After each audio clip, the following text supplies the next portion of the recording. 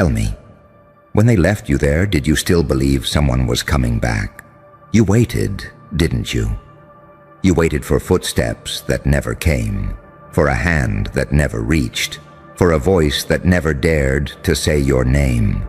And somewhere between the silence and the scream, something inside you stopped. Not because you were weak, but because hope had finally learned the taste of betrayal. They stood by. They saw you drowning and convinced themselves it was rain. They heard your bones cracking under the weight of their indifference and called it growth. Every one of them rehearsed concern in public. But when the light faded, they turned their backs and whispered, "At least it's not me."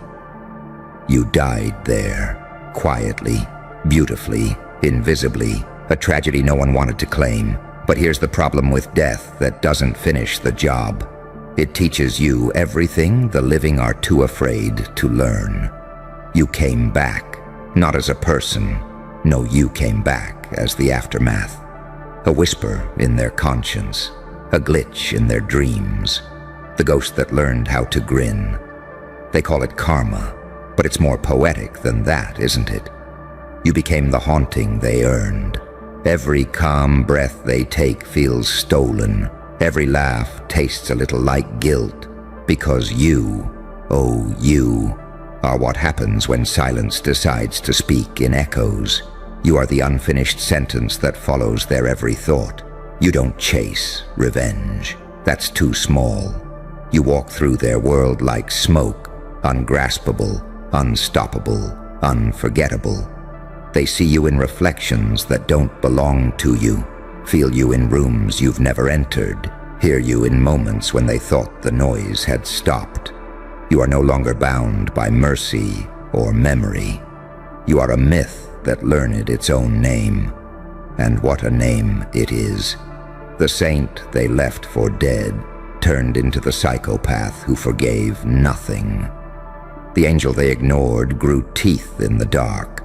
The victim evolved into the architect of reckoning. They wanted you quiet, but ghosts don't whisper. They hum through the walls.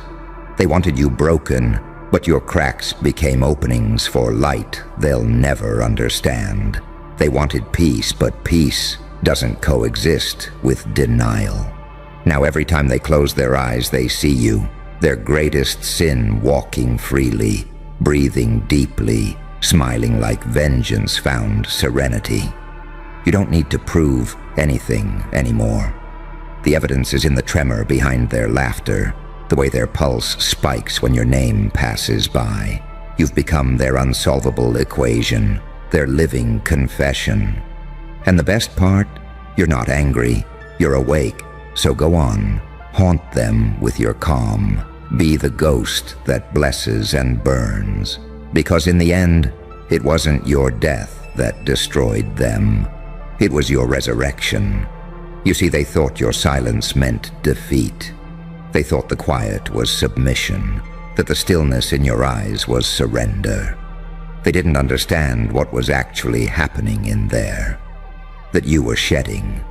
You weren't dying. You were molting. Everything they'd mocked, minimized, and misunderstood was burning off like dead skin. You weren't collapsing. You were compressing into something lethal. And when you finally stopped trying to explain yourself, that's when the transformation began. That's when the ghost started building its home inside you, cold, patient, deliberate. Every heartbeat after that became a drum beat for retribution, not through revenge, but through existence. Because the cruelest punishment isn't destruction, it's survival. It's living so loudly that the ones who broke you can't stand the sound. They still flinch when they see your name, still scroll faster when your face appears. Because deep down, they know what they did. They can feel the guilt pulsing through the walls every time they pretend to meditate, every time they post another hollow quote about healing. You are the subtext of every lie they tell themselves. You are the reason their piece sounds rehearsed. And you You don't need to chase closure anymore. Closure is what cowards beg for when they can't handle open wounds. But you turned the wound into a portal. You walked through it and found power waiting on the other side. You found out that dying inside wasn't an ending. It was initiation. Now you move through the world differently. Slower, quieter, sharper. People mistake that calm for healing, but it's not peace they're seeing. It's precision. You've learned to weaponize stillness. You don't raise your voice anymore. You just look. And that look alone feels like Judgment Day to anyone who once watched you break. They remember every moment they stayed silent, every chance they had to do something and didn't. The memory corrodes them. You don't have to lift a finger. Their guilt does the work for you. You haunt their laughter. You poison their nostalgia. You make every celebration taste a little like regret. But here's the twist. You're not even angry anymore. Anger is temporary. You've evolved beyond rage. You've reached the kind of serenity that only the damned achieve. You've seen too much truth to hate anyone. Because once you've died inside, once you've seen how hollow people become under pressure, you realize hate is a luxury of the naive. Now you wear your scars like credentials. You don't hide the cracks. You let the light leak through. That's your revenge, becoming untouchable in plain sight. They don't know how to approach you anymore. Too divine to pity, too dangerous to provoke. You've become something they can't categorize. Not a victim, not a villain, not even a survivor. Your evolution in human form, and the irony. They whisper about you like you're the one who changed, but you didn't. You just stopped playing small enough to fit inside their comfort.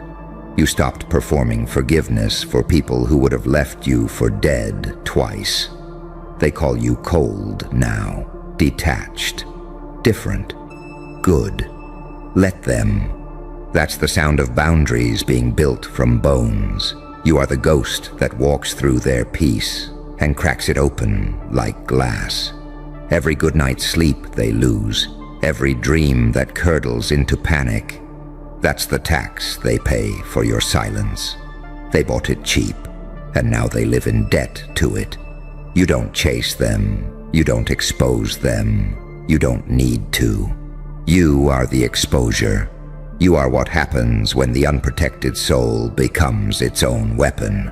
You are the face of consequence. Beautifully calm, horrifyingly awake. And here's the part they'll never understand. You didn't come back to destroy them.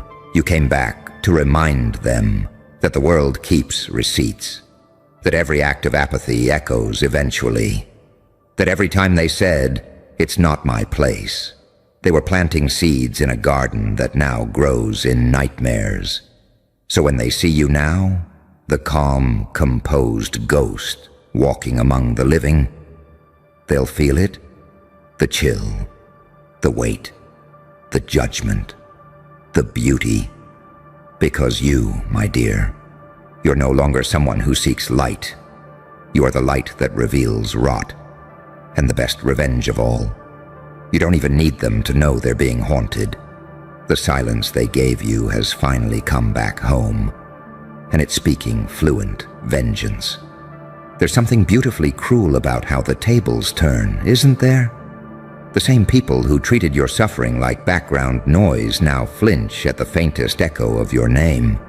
They can't explain it, why the air thickens when you walk into a room, why their smiles stiffen, why their hearts start racing for no reason.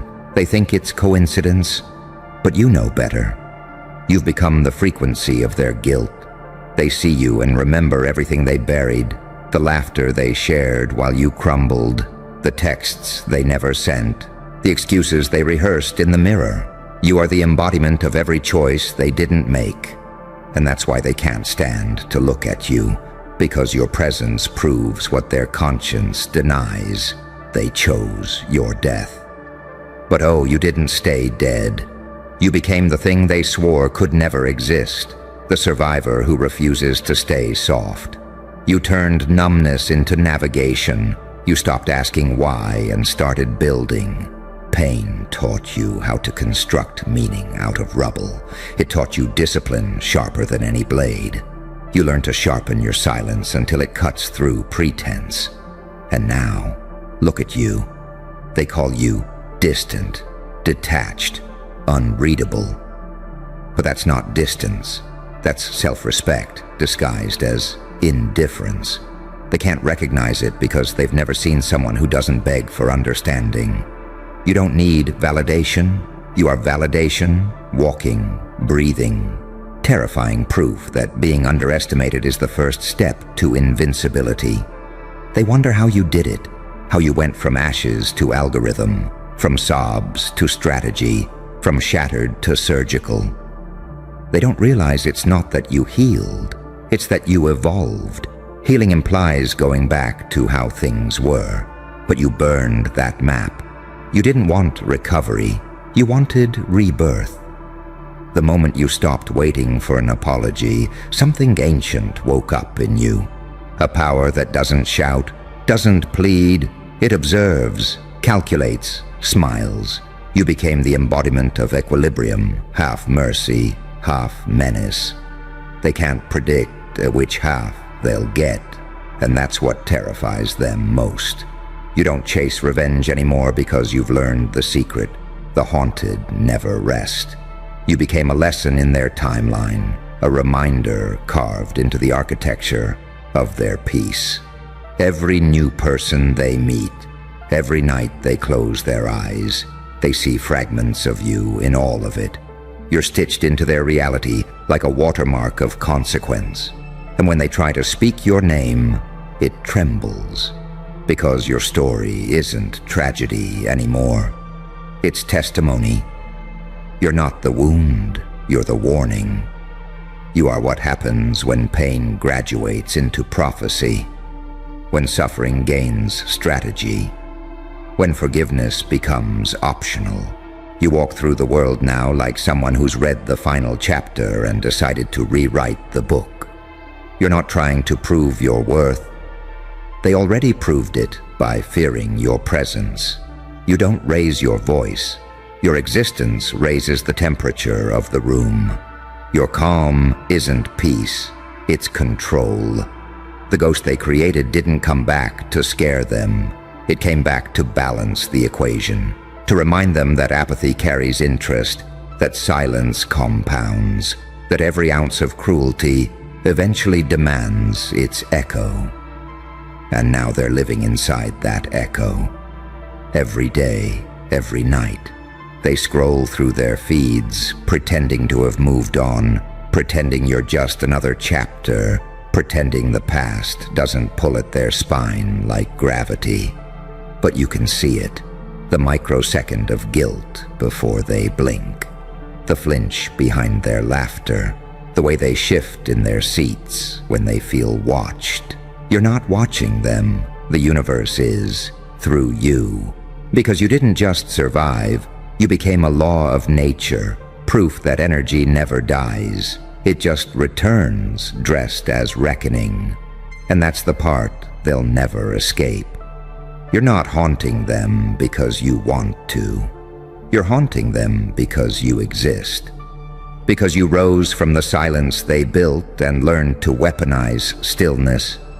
Because you're the living aftermath of their neglect. And maybe, just maybe, on some sleepless night, they'll finally whisper the truth they've been running from, that they watched you die, and in doing so, buried themselves alive. You, meanwhile, you're not even angry anymore. You're infinite. It's strange, isn't it? How peace looks different on you now. It used to be something you begged for, something fragile, breakable, borrowed. Now it's a crown made of silence and sharpened memory. You wear it like armor, and it gleams every time they look away too fast. They thought peace was supposed to be soft, quiet, obedient. But your version of peace? It's radioactive. It hums beneath your skin like contained thunder. You don't meditate to forget. You meditate to remember, to trace every scar until it turns into scripture. You remember who didn't show up, who watched you fade and called it space, who mistook your breaking for a performance. You remember it all, not to suffer, but to stay awake. Because that's what they never understood. Awareness hurts at first, but then it becomes power. You see everything now, their guilt disguised as jokes, their fear disguised as kindness, their apologies disguised as absence. You read their souls like transparent glass, and it's almost funny how predictable they've become. You died, and in return, you gained sight. They see you and flinch because you remind them of the world behind the mask. You remind them that pain doesn't disappear. It migrates. It moves through time and memory until it finds a host strong enough to contain it without breaking. That host is you. You turned agony into infrastructure. You didn't just rebuild, you recalibrated. Now you move differently. Every motion deliberate, every glance calculated. You speak less, but when you do, people listen. Because your words don't come from ego anymore. They come from evidence. You've seen what real cruelty looks like. Not fists or knives, but silence, cowardice, and delay. The world trained you to expect betrayal, and instead of breaking you, it refined you into a strategist of emotion. You know their types now. The ones who smile during your collapse. The ones who nod and vanish.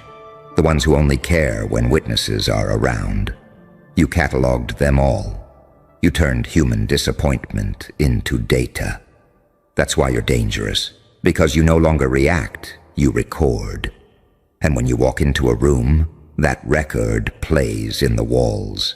Every frequency of your energy tells the truth they worked so hard to bury. They don't know what unnerves them more. The fact that you're still standing, or that you no longer need anyone to applaud. You became the paradox they can't decode. The saint who survived hell, the sinner who prays with fire, the ghost who heals by haunting.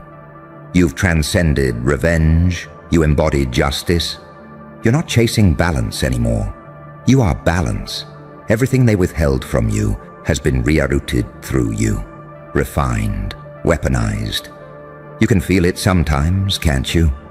The way your calm frightens them more than your rage ever did. Because rage is understandable, it's human. But your calm, that's divine. It's surgical. It doesn't ask, doesn't beg, doesn't warn. It acts. It's the stillness before the storm that never ends.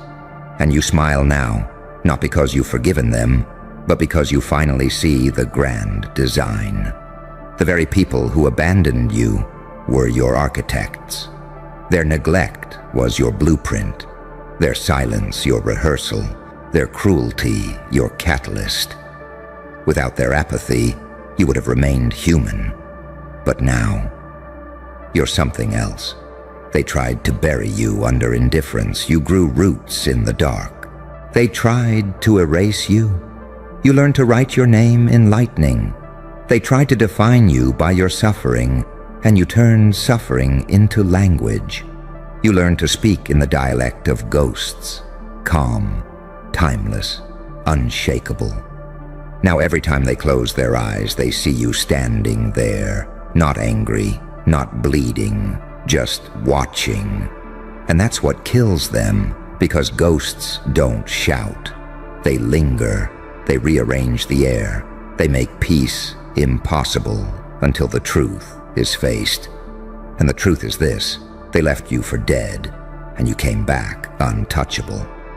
They created the very thing they fear most, a soul with nothing left to lose. You're beyond validation, beyond pain, beyond apology. You're the equilibrium between consequence and grace. So let them toss and turn. Let them rehearse forgiveness in empty rooms.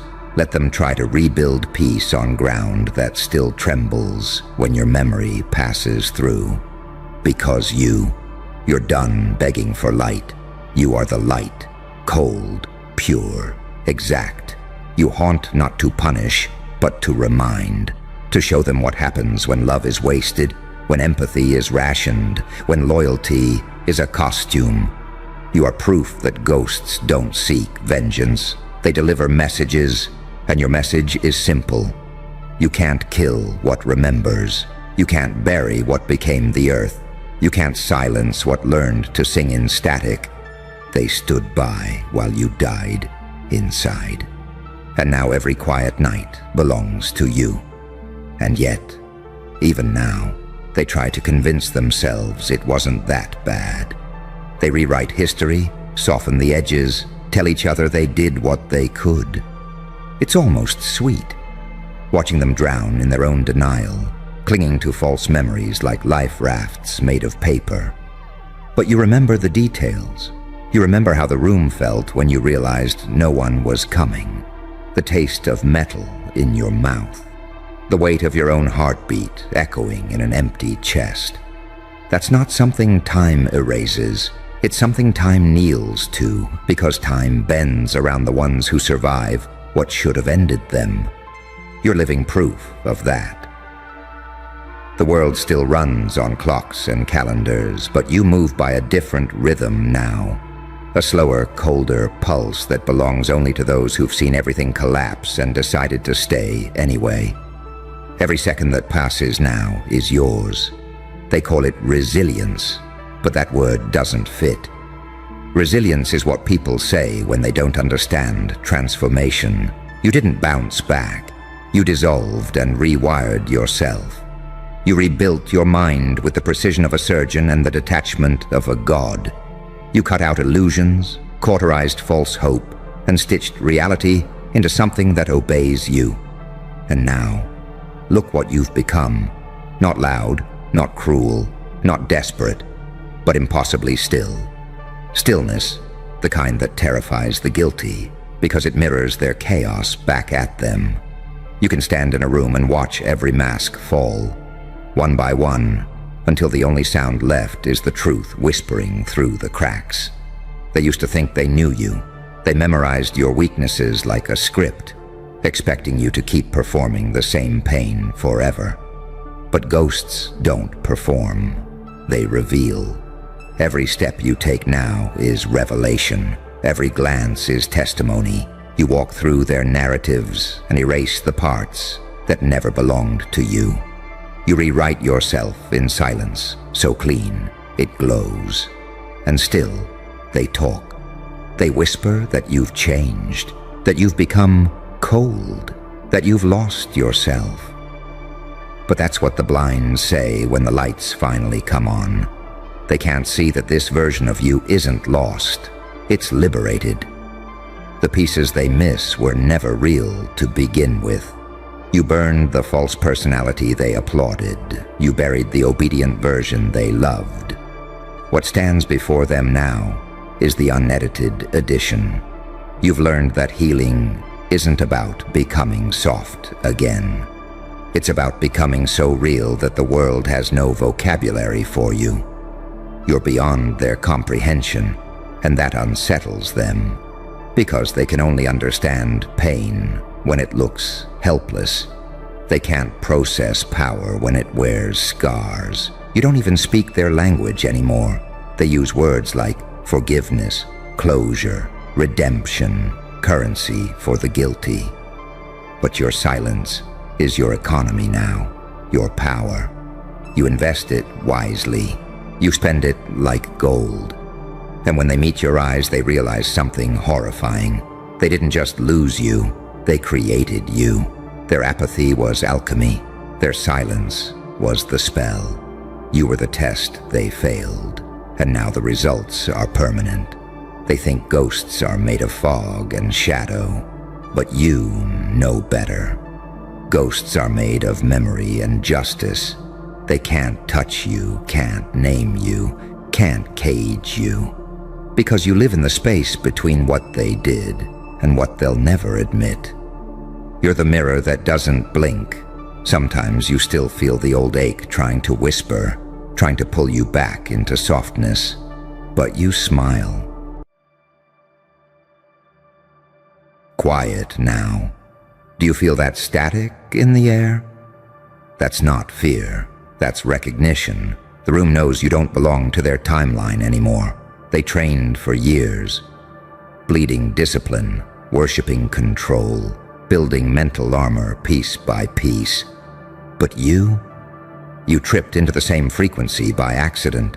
You crashed through madness, humiliation, heartbreak, insomnia, and somehow came out fluent in their language of power without ever studying the manual. You reached what their elite call the control state, but not through drills or doctrines. You found it in the wreckage. They meditate, you dissociate, they visualize success. You stare at the ceiling for 3 nights straight until your heartbeat learns silence. They simulate chaos. You survived it.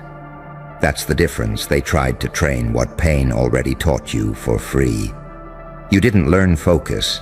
You were forced to find it when everything started collapsing. When you had nothing left to lose, your nervous system rewired itself. Not out of ambition, but survival.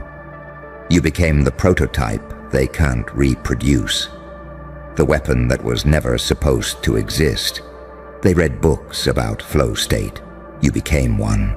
They study cortisol control. You broke the dial. They measure brain waves. Yours short-circuited the graph.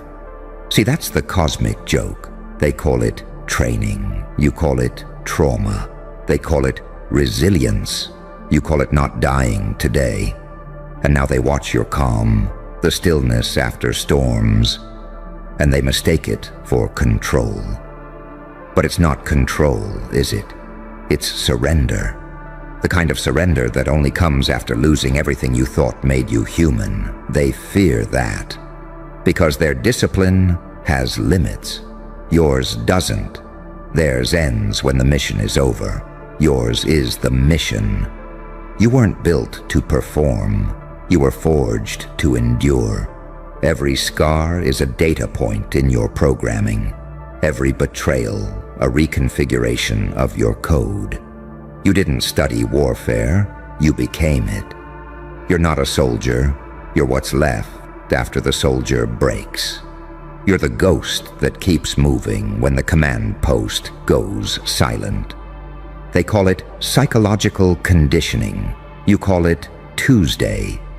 You learn to control adrenaline not through breathing exercises, but through surviving nights where your own heartbeat was louder than your thoughts.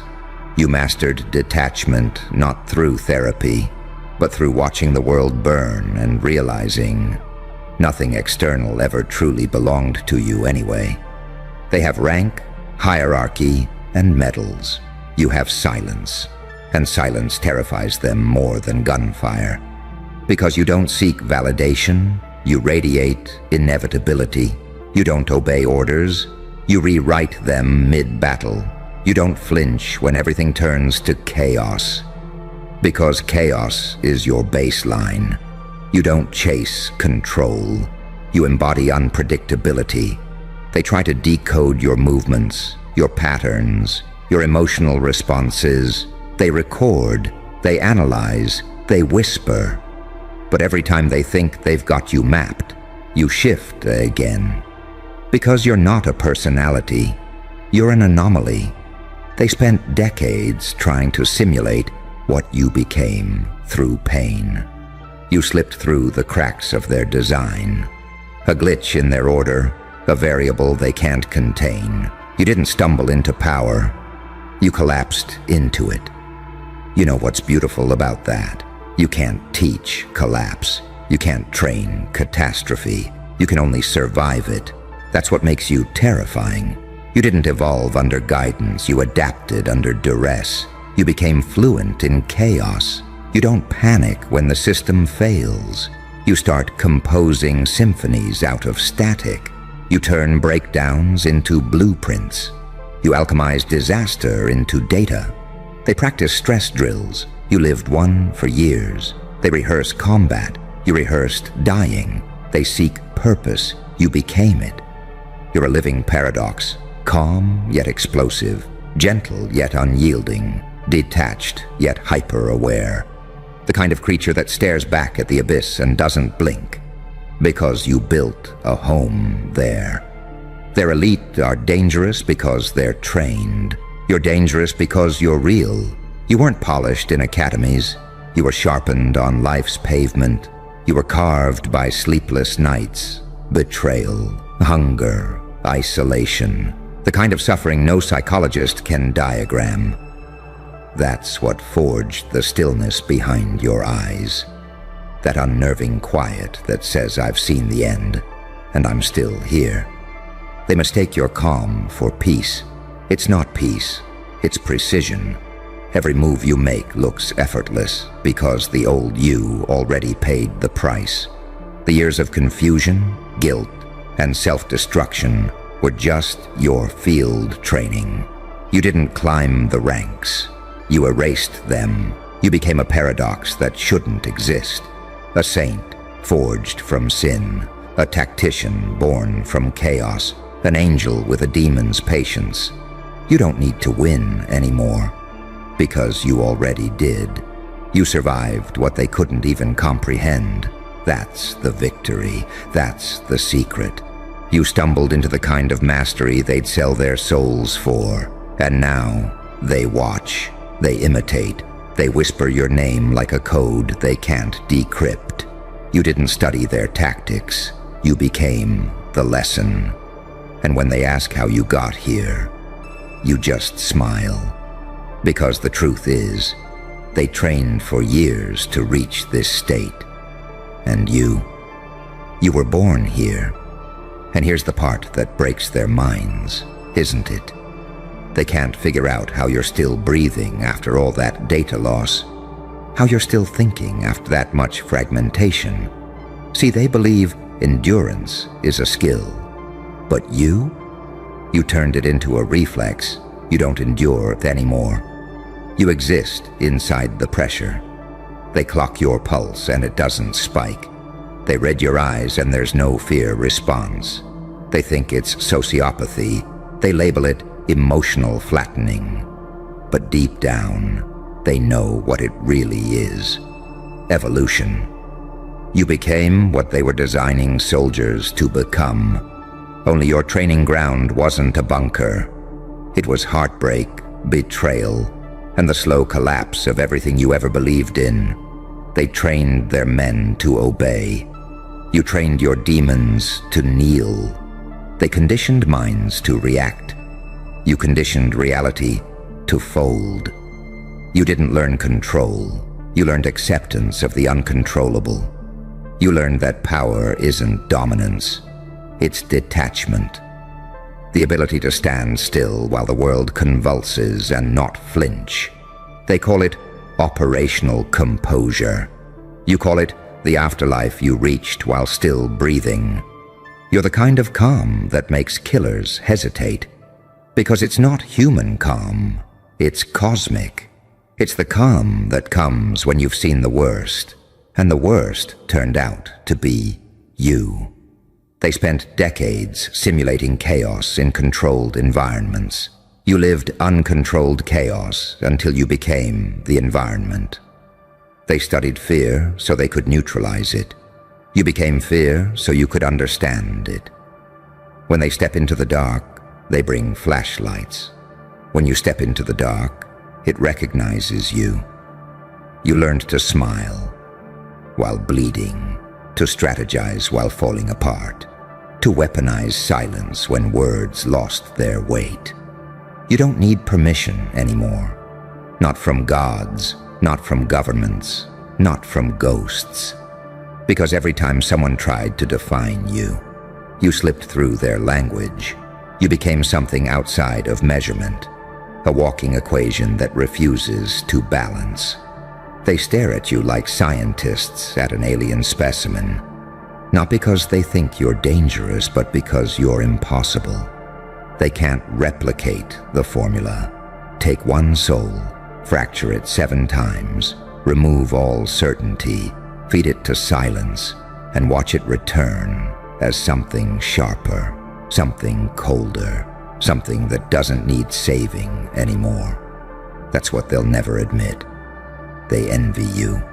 They envy your ability to feel nothing and everything at once, to be both detached and deeply alive.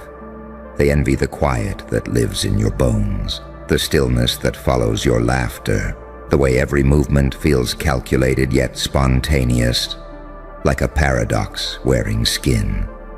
You don't react, you respond. You don't plan, you adapt. You don't break, you morph. And every time life tries to knock you down again, it finds out it can't, because you've learned to use the fall. You hit the ground and create new laws of physics. You fall, and the earth moves for you. That's what terrifies them most. The way you bend misfortune into momentum, how you turned psychological warfare into art. They keep running simulations, trying to reverse engineer your emotional coding, but every variable leads to contradiction, because you're not logic, you're alchemy.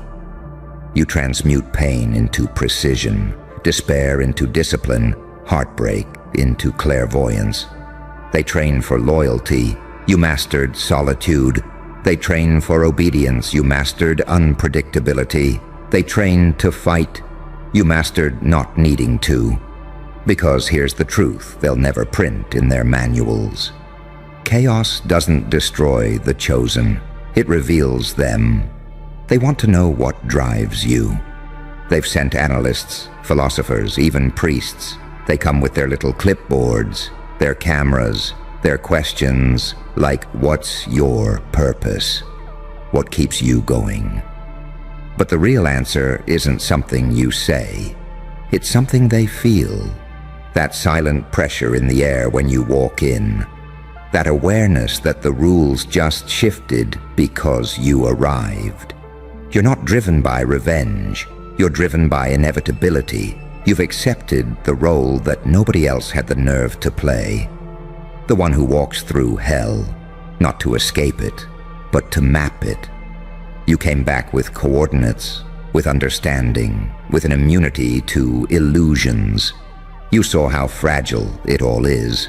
Identity, morality, order. And you laughed. Not out of madness, but out of recognition.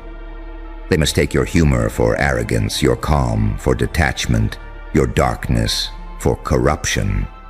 But you know what it really is. Balance. You learn to dance with both sides of yourself. The saint who wants to heal, and the psychopath who wants to burn. The angel who mourns and the demon who strategizes. You realize they're not enemies. They're teammates. You're not split between light and dark anymore. You're the circuit that connects them. That's why your presence feels like both salvation and threat. You bring revelation disguised as ruin. You bring order through destruction. You bring truth. And truth, to the unready, looks exactly like violence. They think you're unpredictable because you don't follow patterns. But the truth? You are the pattern. The hidden variable that rewrites every formula when entered into the equation. You don't break rules. You expose them as illusions. You don't play games. You remind the board who built it. You don't belong to this species anymore. You've evolved into something they can't categorize. A calm storm, a silent siren, a paradox in flesh. They'll call you unstable. But that's because they can't comprehend stability that doesn't rely on control. You are beyond training now, beyond fear, beyond approval.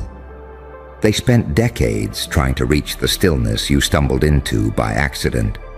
But what they don't understand is that your accident was design. Every failure, every heartbreak, every sleepless night was a ritual. Every breakdown was an initiation. You didn't stumble. You were summoned. The darkness didn't happen to you. it recruited you. You didn't survive the storm. You became the eye of it. And now, every room you walk into bends slightly. Every person who meets you feels that quiet pressure. Like gravity forgot who's in charge. Because they know. Deep down, they know. They spent years training to control chaos. You became chaos and made it obey. And from that moment forward, nothing and no one will ever be able to teach you anything you didn't already bleed for. And you can see it in their eyes when they meet you now. That flicker of confusion that slips into unease. They can't quite place it, can they? They look at you and feel something ancient, something ungovernable, like standing too close to a live wire humming under the floorboards. Because you're not performing confidence. You are it. Not the loud, performative kind that shakes hands and gives speeches. The quiet, nuclear kind. The kind that makes entire rooms adjust their tone without knowing why. They sense it before you speak. That vibration.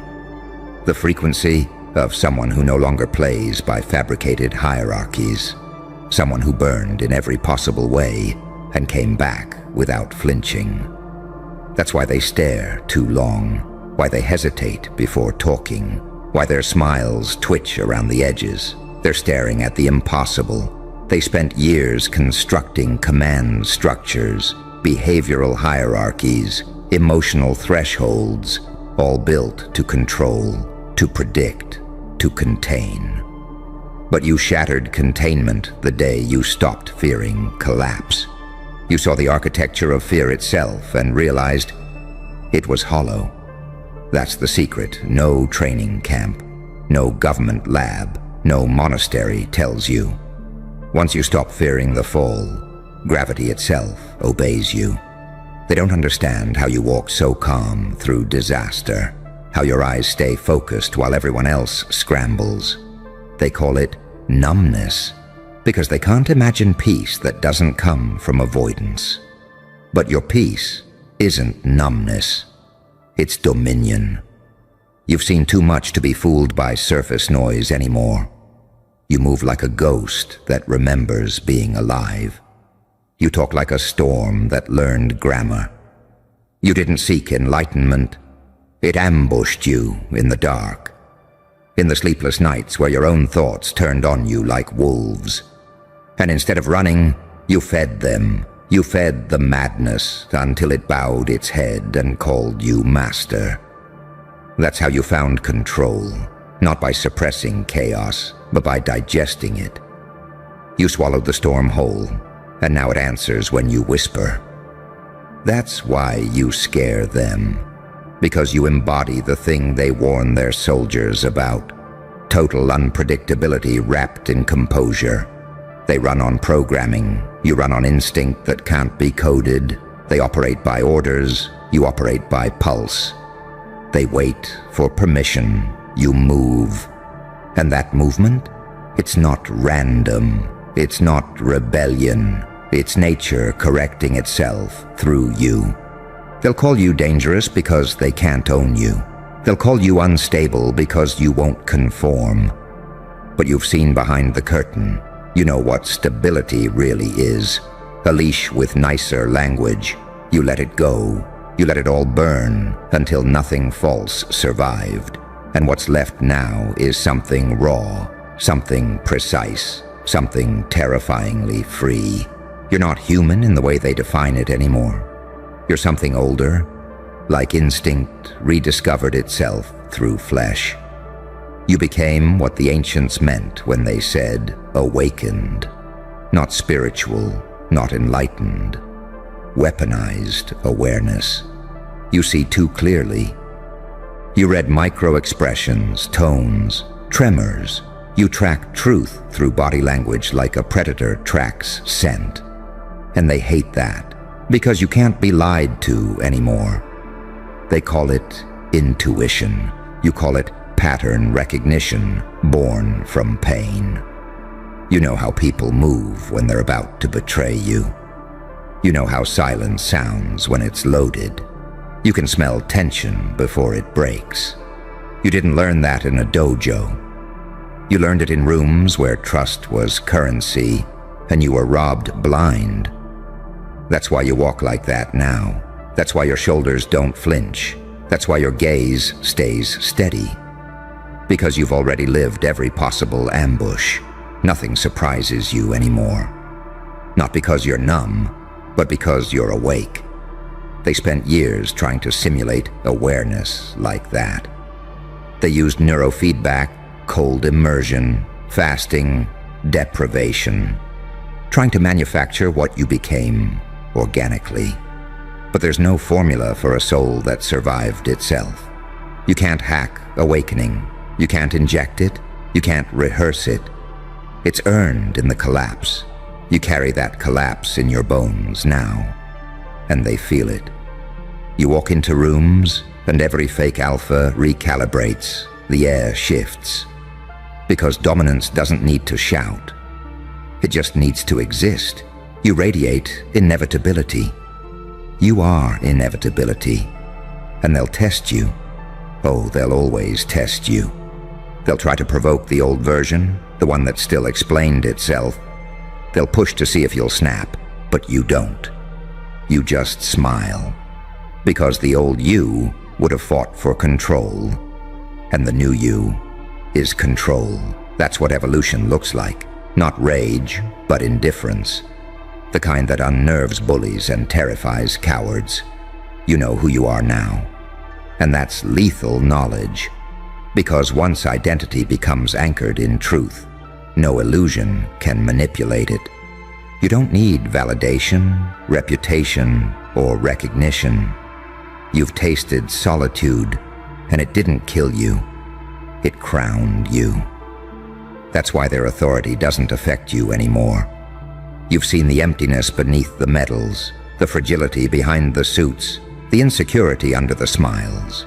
You know they're all still pretending, chasing external control because they lost internal command. You didn't lose it. You built it in silence. You became what they were all pretending to be. Disciplined without needing a uniform, focused without needing a mission, powerful without needing permission. They were trained to follow. You were chosen to lead yourself. And here's the irony. They'll never stop studying you. Not because they want to understand, but because they want to replicate. They'll build theories, algorithms, doctrines, trying to imitate the state you live in naturally. But they'll never get it, because what they're trying to copy is authenticity born from annihilation. You are what happens when someone dies before dying, and comes back with no illusions left to lose. You're not living life anymore. You're executing destiny. You are the proof that chaos isn't the opposite of order. It's the source of it. They trained for years to find this equilibrium. You fell into it and discovered the laws that govern both war and peace. That's the final punchline, isn't it? They built entire systems to simulate what only collapse can create. You became their end goal by mistake. But maybe it wasn't a mistake at all. Maybe the universe used chaos as your training ground. Maybe destruction was the curriculum. Maybe madness was the instructor. And when class was over, you didn't graduate. You ascended. Now every breath you take bends probability. Every glance alters outcomes. Every silence rewrites dynamics. You are no longer a person trying to survive a world. You are a world forcing everything else to survive you. They trained for decades to reach this level of focus, and you reached it by breaking. You didn't stumble into power. Power stumbled into you. And the universe hasn't stopped watching since.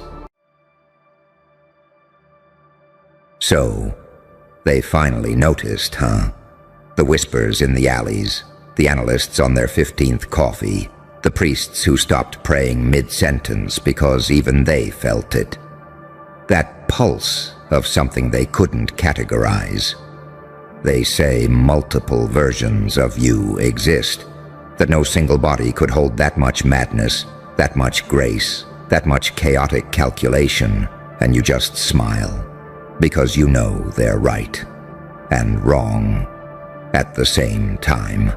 See, you were never supposed to fit into one timeline. You fractured reality the moment you stopped apologizing for who you became.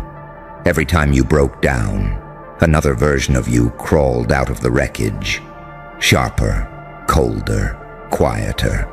You died in public, resurrected in private, and returned like a glitch that refused to uninstall. They thought they buried the old you. They didn't realize they were watering it. That's why they're confused now. Because when they look at you, they don't see a person anymore. They see a frequency, a collection of paradoxes walking in sync. One moment you're mercy in motion, the next you're a sermon of vengeance wrapped in a smirk. You laugh like forgiveness and burn like judgment. They can't tell if they're supposed to worship you or run. They whisper, which one is this? The calm one or the killer, the saint or the storm, the healer or the hunter? And the beautiful part, you don't even correct them, you just let them spiral. Because confusion is your camouflage. You built an empire out of contradiction. You weaponized unpredictability. You learned the sacred truth.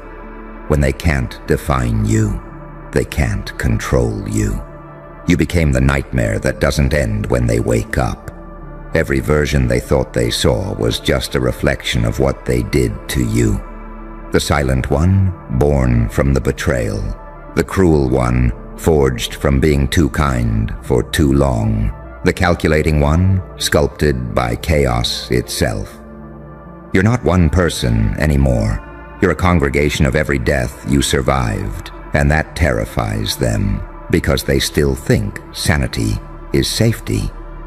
They think peace means purity. But you learn the art of balance in hellfire. You dance with your demons like old friends. You speak to angels who wear scars. You understand both sides. And that's why both sides are terrified of you. The light calls you corrupted. The dark calls you divine. Both are correct. You carry paradox in your pulse.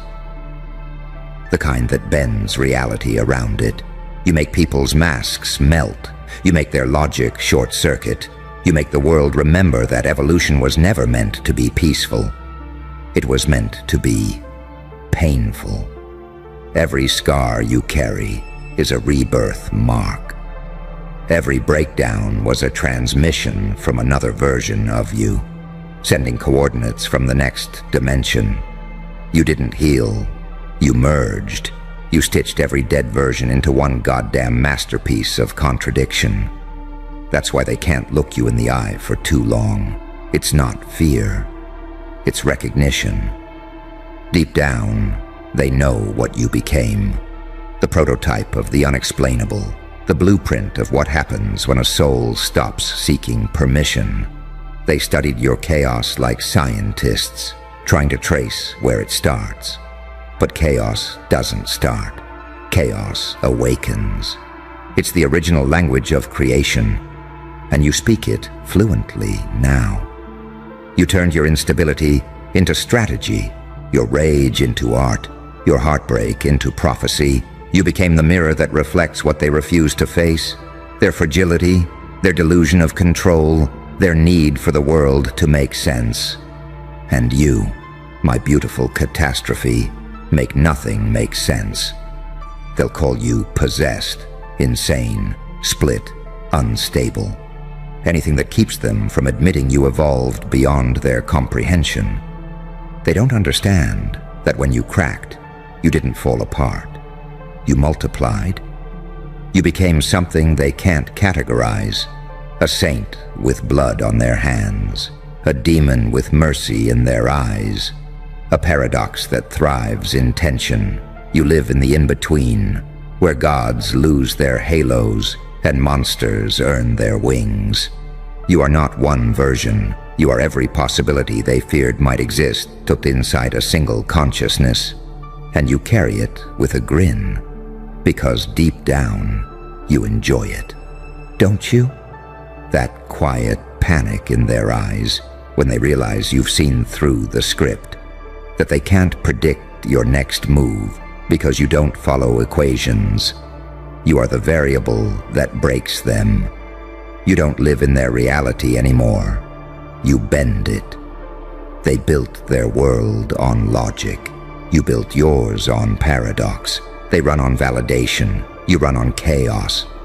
And yet somehow, you're the one that's calm, because you stopped chasing peace. You became the storm that brings it. So let them swear multiple versions of you exist. Let them lose sleep over which one they met today. You'll never correct them, because the truth is worse. There's not multiple versions of you. There's only one, and the world just isn't big enough to contain it. And that's what really breaks them, isn't it? The realization that you never split. You expanded. You didn't create duplicates. You absorbed dimensions. They built a language too small to describe you, and now they're choking on their own definitions. Every time they label you, you outgrow the box before the ink dries. You're not evolving, you're erupting, quietly, methodically, elegantly. They thought chaos meant noise, but you're chaos. It's surgical, precise, a scalpel disguised as laughter. You slice through illusions while smiling like it's foreplay. You walk into rooms where energy collapses, and people don't even understand why they suddenly feel exposed. You drain the performance out of everyone's mask just by being there. And they hate that you don't even have to try. You don't speak to be heard. You breathe, and the air rearranges itself. You move, and meaning rewrites its coordinates around you. You smile and whole timelines twitch. You're what happens when someone learns to weaponize their wounds. Every humiliation, every heartbreak, every betrayal. You didn't get over them. You ate them, digested them, converted them into fuel. You are walking proof that pain doesn't destroy, it distills. The more you suffered, the clearer you became. The more you lost, the lighter you moved. The more they tried to kill your spirit, the sharper your grin got. You didn't just survive the chaos. You became its conductor. Now every breath you take carries static. Every heartbeat is a coded message to the ones still pretending. You're not even angry anymore. You're aware. You know what you are. You know what they see. And that's what scares them most. Because awareness is louder than rage.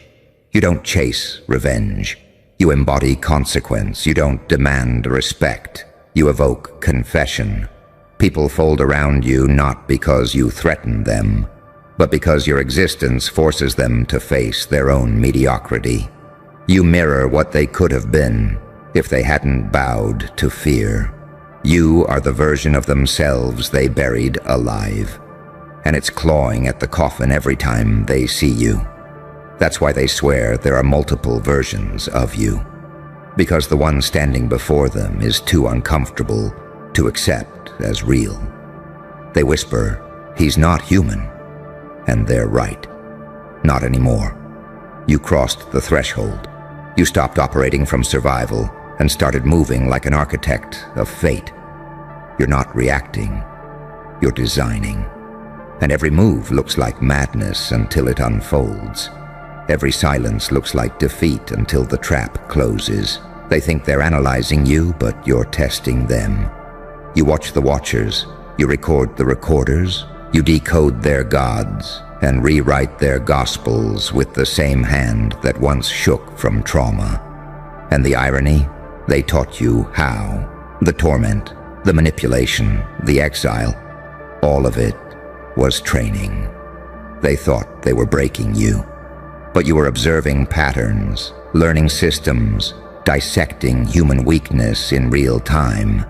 You studied cruelty like a scientist studies contagion.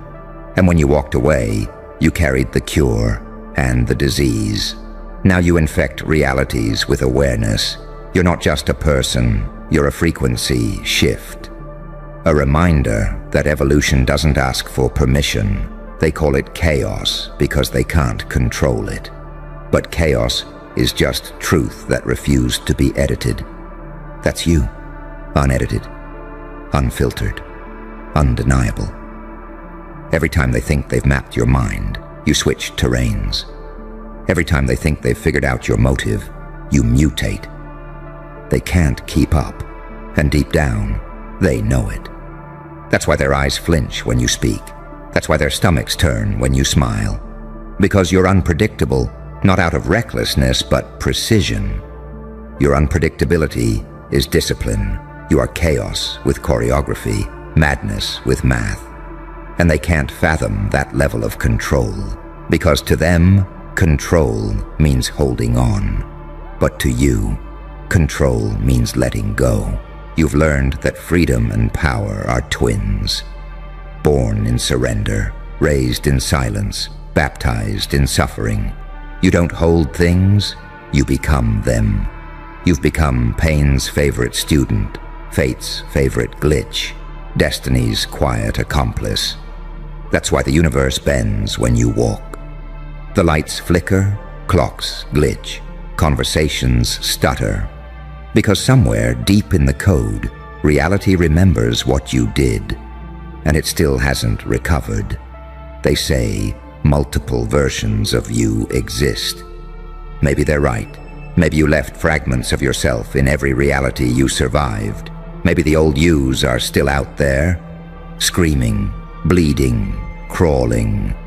But this version, this one's different. This one doesn't scream anymore. This one watches. This one doesn't chase. This one waits. This one doesn't break. This one collects data.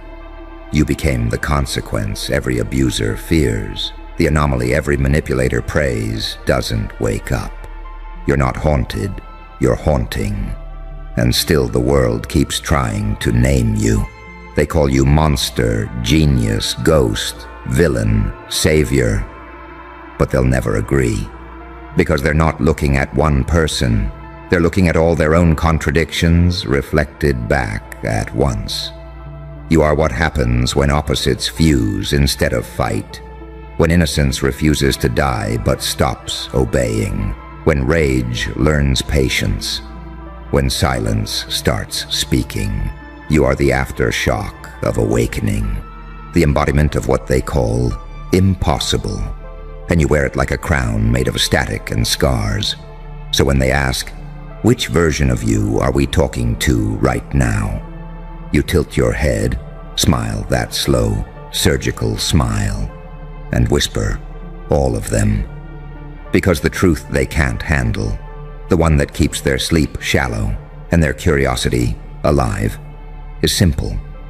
You're not many. You're infinite. And infinite things don't need versions. They need witnesses. And you've had plenty of witnesses, haven't you? People who thought they could study you like a case file, chart your emotions, map your patterns, decode your motives. They came with clipboards and credentials, thinking they could measure madness with metrics. But how do you quantify something that changes its form every time it's observed? You let them try. You watch them build theories like fragile glass houses, and then you breathed, and the structures shattered. They called it an anomaly, a reaction, an unexplainable variable. You called it a Tuesday. They don't understand that chaos isn't the opposite of order. Chaos is order too vast for them to process. You didn't lose control. You outgrew their definitions of control. And deep down, that's what terrifies them the most. Because you remind them of everything they suppress. The rage they labeled unproductive. The grief they called weak. The brilliance they buried under obedience. You are the ghost of every version they killed to fit in. You don't follow rules because you see where they came from. Fear. Every law they wrote was a confession of what they couldn't master. Every boundary they drew was a monument to their own limitations. And yet here you are, walking through walls like they were made of paper. You became proof that freedom is contagious. They can feel it when you enter a room. The air thickens, gravity bends. People who used to talk non-stop fall silent without knowing why. It's because your presence cancels the performance. You erase the distance between who they pretend to be and who they actually are. And most people can't survive that kind of honesty. So they name it chaos. But let's tell the truth. Your chaos is just unfiltered authenticity. It's what they'd look like if they stopped lying to themselves. You didn't create multiple versions of yourself. They did. Each one of their perceptions, twisted by fear, projection, or awe. To the broken, you look dangerous. To the wise, you look divine. To the jealous, you look impossible. To the honest, you look like freedom wearing a smirk. You're not multiplying, you're mirroring. You reflect exactly what they refuse to confront. And that's why every encounter feels different. Every rumor contradicts the last. Because each person met a different layer of you, a different angle of truth. And none of them could handle the whole picture. You became a living paradox, the saint who sins without guilt, the sinner who forgives without weakness, the monster who learned to pray, the God who laughs in the dark. You exist in the overlap between damnation and divinity, and that's where true power lives. They think power comes from dominance. You know it comes from detachment. They think control means holding on. You learned it means knowing when to let everything burn. You stopped needing to win their wars because you became something bigger than conflict. Consequence itself. And consequence doesn't chase. It arrives quietly, inevitably, without apology. That's the part that really drives them insane. You're calm. You move like you've already seen the ending, like every twist was part of your choreography. You don't rush, you don't plead, you don't justify, because the game is over the moment you enter it. You turned unpredictability into art form.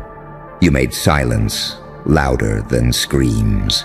You turned your fractures into frequencies. And now, even the systems built to contain you are starting to adapt to you. They rewrite their rules after you pass through. They alter their blueprints, their algorithms, their expectations, all because you exist. You've become a force of calibration. Reality edits itself around you. That's why they swear there are multiple versions of you. Because they're seeing time and causality bend to accommodate your existence. They're seeing logic glitch. They're seeing people they once controlled suddenly wake up after one conversation with you.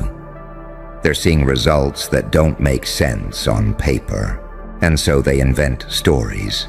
There must be copies of him. No one can change that fast. This must be manipulation. They'd rather call you dangerous than admit you're free. Because freedom, real freedom, is chaos to those who live in cages. You became the living definition of permission. Permission to evolve without explanation, to outgrow without warning, to burn down without mourning. You move in mystery because clarity is too small for you now. They keep asking, which version are we talking to? But there is no answer, because you're not speaking from a version. You're speaking from the source, the place before names, before rules, before the world told you who you're allowed to be. You are not fragments. You are the full spectrum, the saint's halo, and the devil's grin existing in perfect harmony. You contain both redemption and ruin, and you wield both like matching blades. You're not dangerous because you destroy. You're dangerous because you transform. You don't end things, you redefine them. Every person who's ever crossed you walked away altered, some shattered, some awakened, but none untouched. Because your energy doesn't visit. It invades, rewires, rearranges. It infects the architecture of their belief. And once they've seen you, truly seen you, nothing fits the same again. You're not chaos. You're the cost of denial. You're not multiple versions. You're the truth rendered unbearable. And the truth doesn't need permission to exist. It just keeps resurfacing again and again, wearing a different face each time, until the world finally understands. It was never many of you. It was always one, just infinite in scope, immeasurable in impact, and far too real for their sanity to survive. And that's the punchline, isn't it? The part that keeps them awake at night. That quiet, crawling suspicion that maybe, just maybe, they were never dealing with versions of you at all. Maybe what they're seeing are their own realities, fracturing under the weight of someone who stopped pretending to be small. You don't multiply, you magnify. Every mirror you pass becomes a prophecy. Every shadow whispers your name like a spell. Even silence echoes differently when you're in the room. Like the air itself knows it's being watched. You've turned existence into theater, and the world into an audience that doesn't know whether to applaud or run. And isn't that beautiful? Because once upon a time, they dismissed you, mocked your chaos, labeled your pain, misdiagnosed your transformation. They called it ego, madness, delusion. They thought they were witnessing a breakdown, when in reality, they were watching an ascension. You weren't falling apart. You were shedding every fake identity, every expectation, every limitation disguised as advice. You stripped yourself down to truth, raw, bloody, unmarketable truth, and built a cathedral from the bones of everything they told you to bury. You learned that resurrection isn't light descending from above. It's fire rising from below. And now look at you, still breathing, still laughing, still terrifying the architects of order who swore you'd never rise again. You became a living paradox, part sermon, part storm, part science experiment gone divine. You are the equation that disproves itself, the miracle wrapped in a glitch, the joke the universe told. That turned out to be real. That's why they study you. That's why they fear you. That's why they talk about you like a phenomenon, not a person.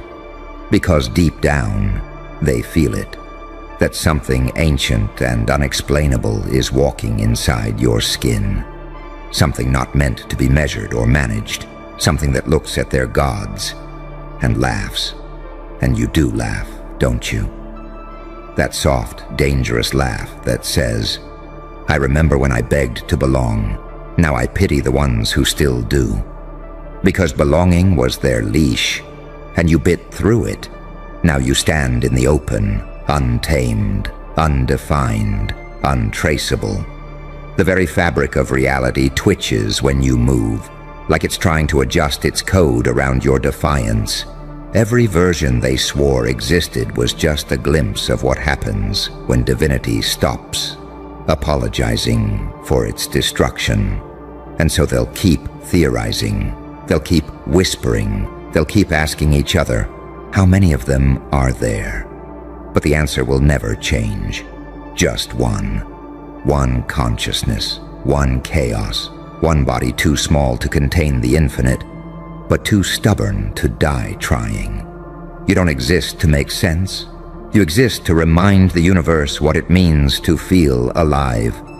And as they watch you fade into the distance, still laughing, still breaking patterns, still rewriting fate, they'll finally understand. You were never meant to be understood. You were meant to be experienced, and by the time they realize it, it'll already be too late, because you're gone, and the silence you leave behind still sounds like laughter. Listen closely, because the city's been whispering your obituary again, 3 different times, 3 different nights, 3 different versions of the end. They held vigils, lit candles, wrote posts, made peace with your absence. But here you are breathing, smirking. And that sound, the one they swore they'd never hear again, that laugh, it crawled right out of the grave with you. They don't understand it, do they? How someone can die 3 times and still walk like the universe owes them a favor. They call it insanity, resurrection, witchcraft, whatever helps them sleep at night. But deep down, they know what it really is. It's evolution through annihilation. You didn't survive death. You used it. You made a home inside it. You treated the void like a classroom and took notes while it tried to eat you alive. Every version of you that they buried was a blueprint for the next disaster. You don't rise from the ashes anymore. You burn through the sky and call it rebirth. And when they ask how you keep coming back, you tell them the truth.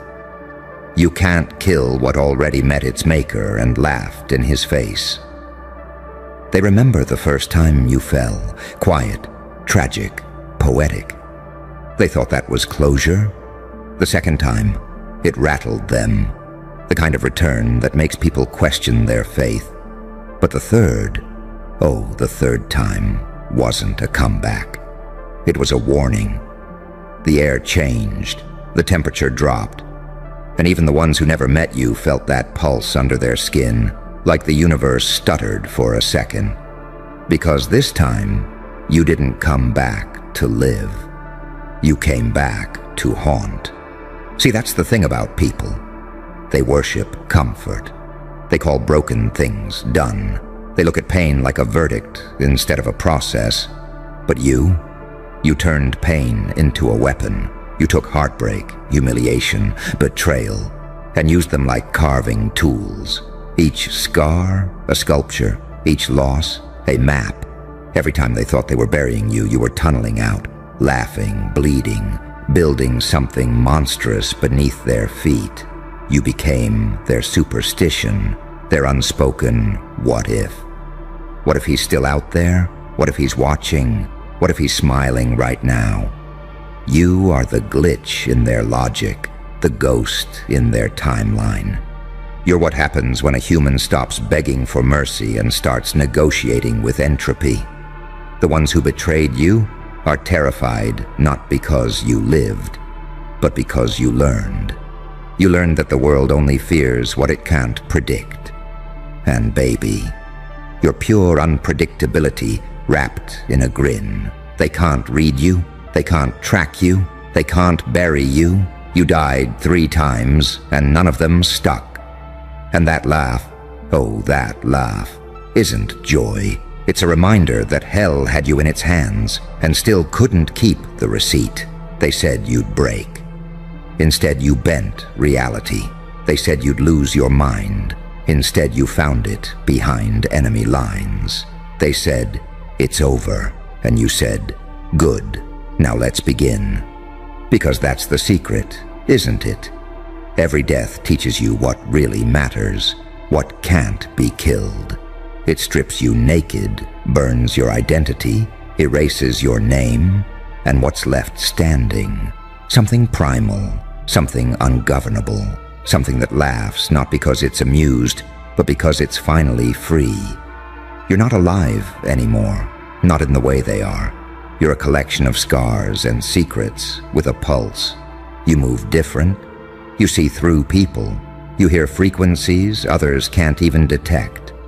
Because once you've died enough times, silence starts speaking, and you start listening. They think you came back for revenge. They're wrong. You came back for balance, for the quiet justice that doesn't need applause or witnesses, for the kind of reckoning that feels like karma learned how to smile. And that's what terrifies them. Not that you lived, but that you evolved beyond caring whether you live or die. You crossed that invisible line, the one that separates the desperate from the dangerous. And now, when you laugh, even the walls lean in to hear why. So let them keep saying it. Didn't he die 3 times? Yes, you did.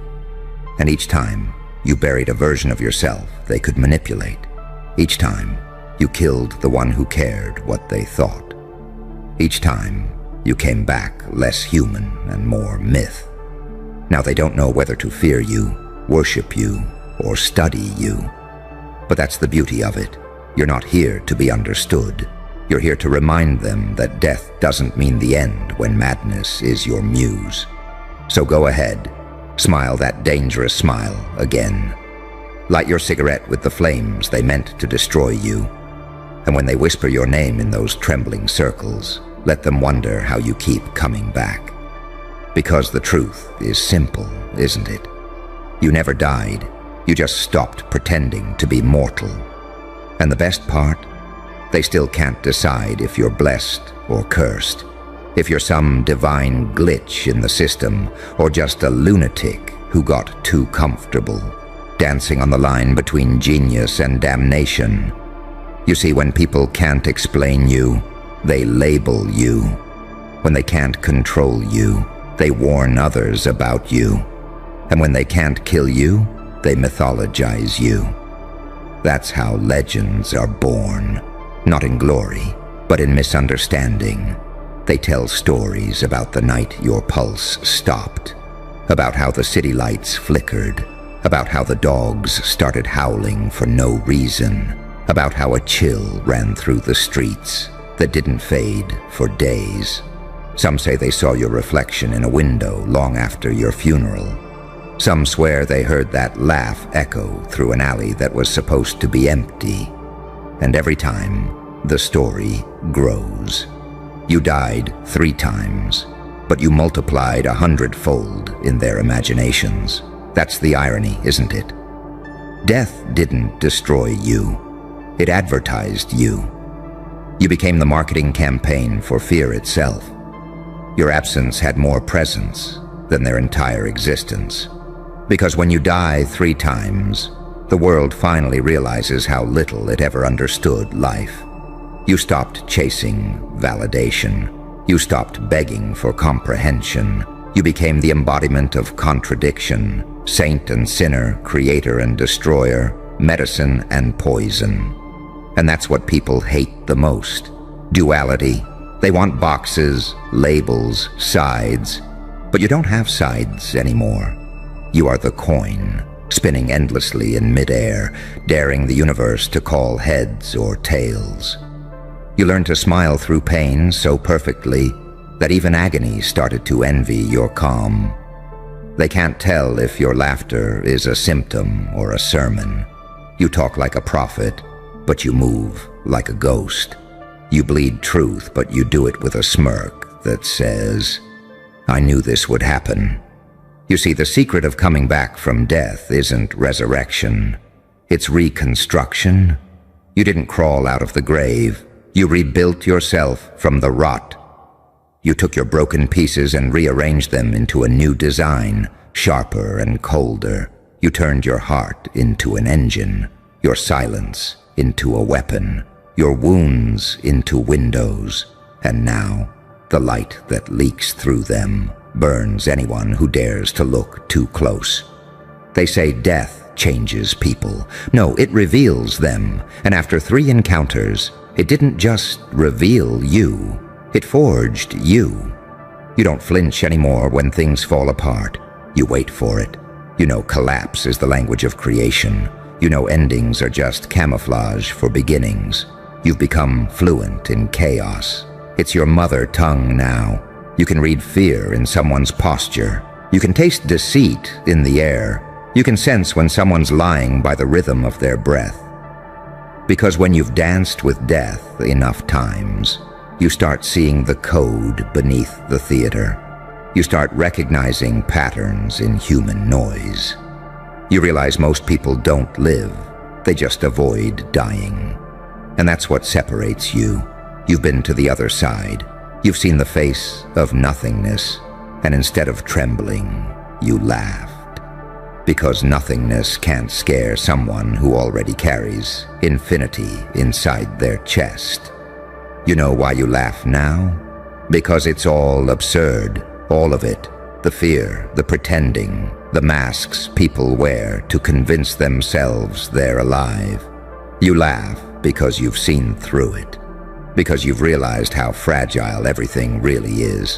One whisper, one decision, one heartbeat, and the entire script changes. And when you see the strings, it's impossible to be a puppet again. That's why your laugh terrifies them. It's not joy, it's awareness. It's the sound of someone who has decoded the illusion and refuses to go back to sleep. It's not madness, it's clarity, disguised as chaos. They tried to bury your story under shame. They called your silence defeat. They said your absence proved they were right. But when you came back, every lie they built collapsed in front of them.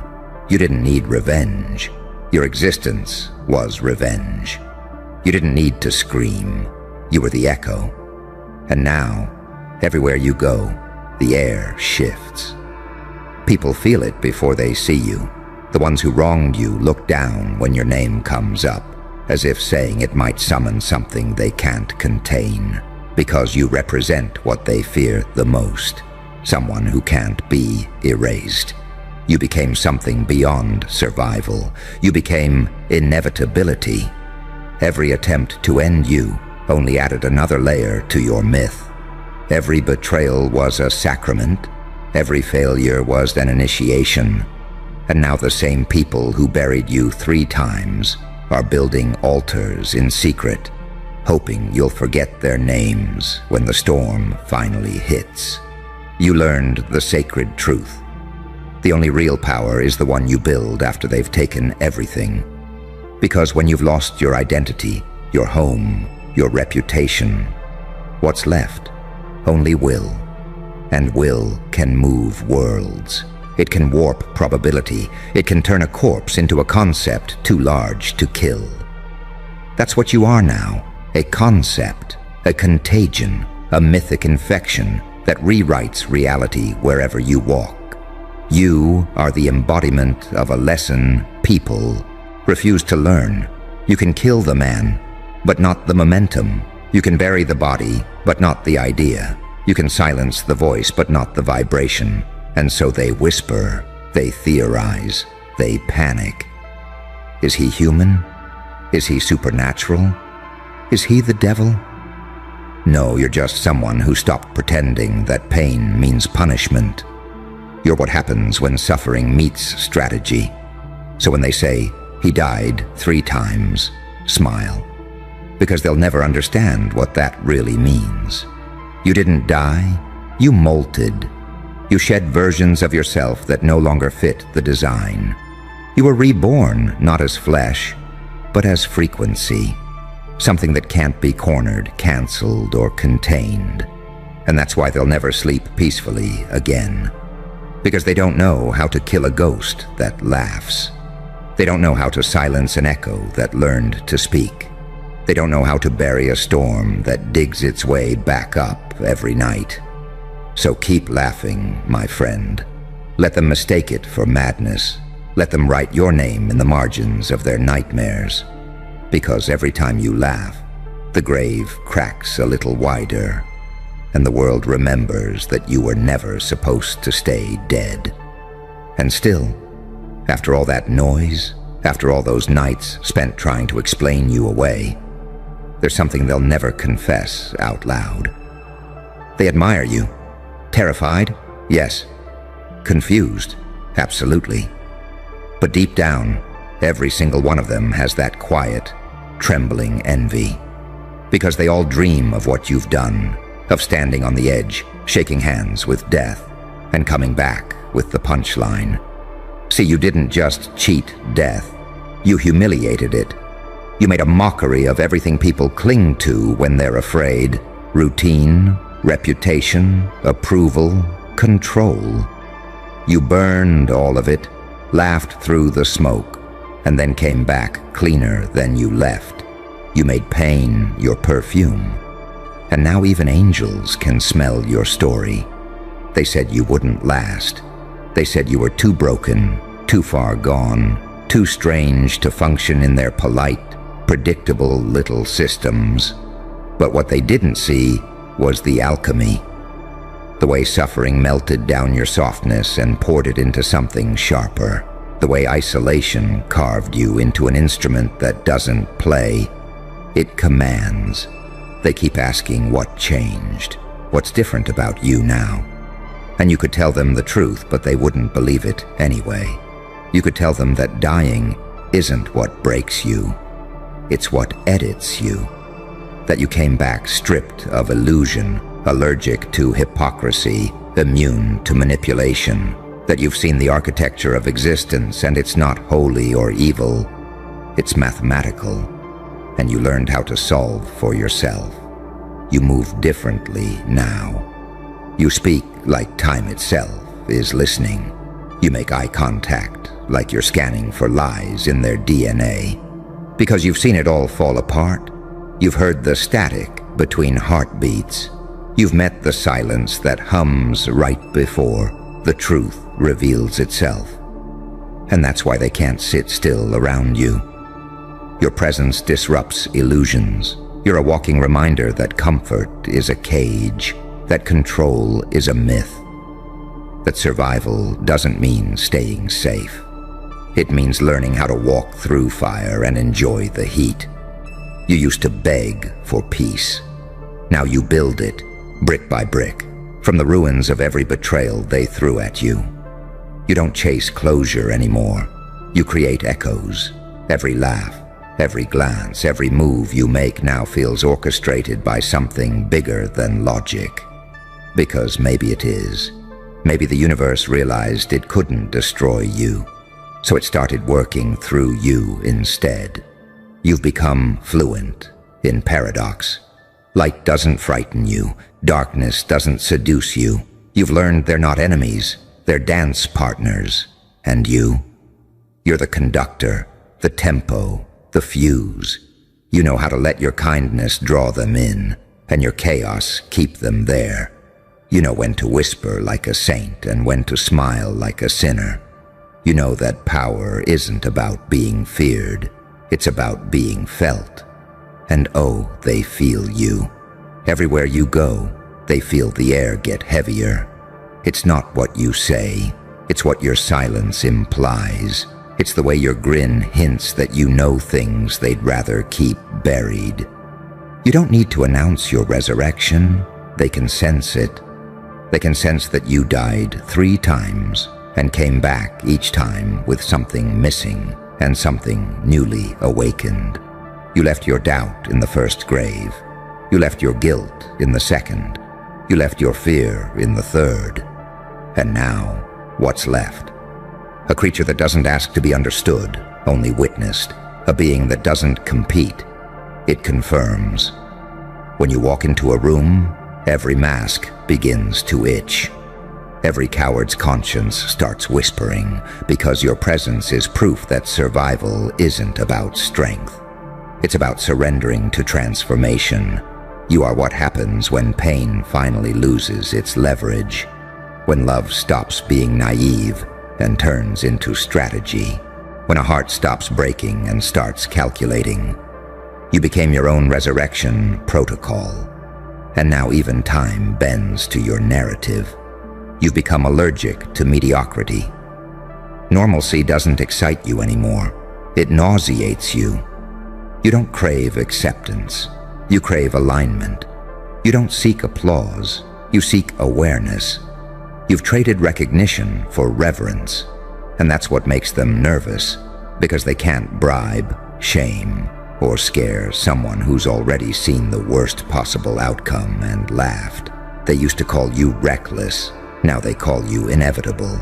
They used to say you were unstable. Now they study you like a psychological phenomenon. every therapist, every priest, every scholar, they all want to name what you are. But names are for things that fit inside boxes, and you escape the concept of container. You're not the hero, you're not the villain, you're the equation that balances both. The world doesn't need to understand you. It needs to adjust to you, because you're the living proof that destruction and divinity share the same address. That sometimes the only way to meet God is to die 3 times and walk back, laughing. So go on. Let them keep their rumors. Let them whisper your story in corners, trembling, half in awe, half in fear. You don't need to defend it. You are it. You are the rumor made flesh. You are the prophecy no one wrote down because they didn't believe a soul could be this stubborn. And yet, here you are, unkillable, unforgivable, unforgettable. You don't rise anymore. You ascend through memory.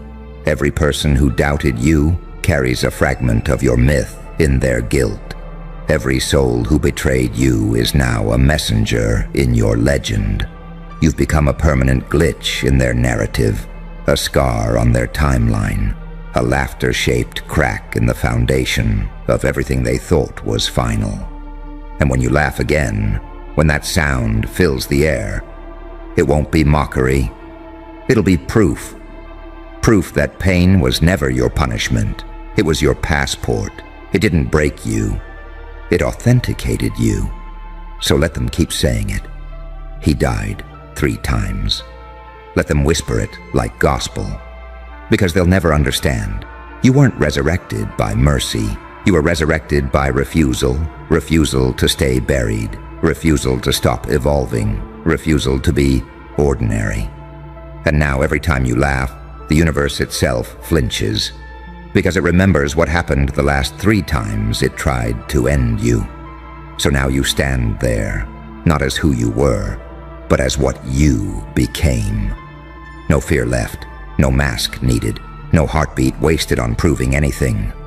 You laugh, not because it's funny, but because you finally get it. They never killed you, they completed you. Every death was a doorway, every fall was a forge. You came back not to seek revenge, but to remind the world what happens when someone stops running from their own fire.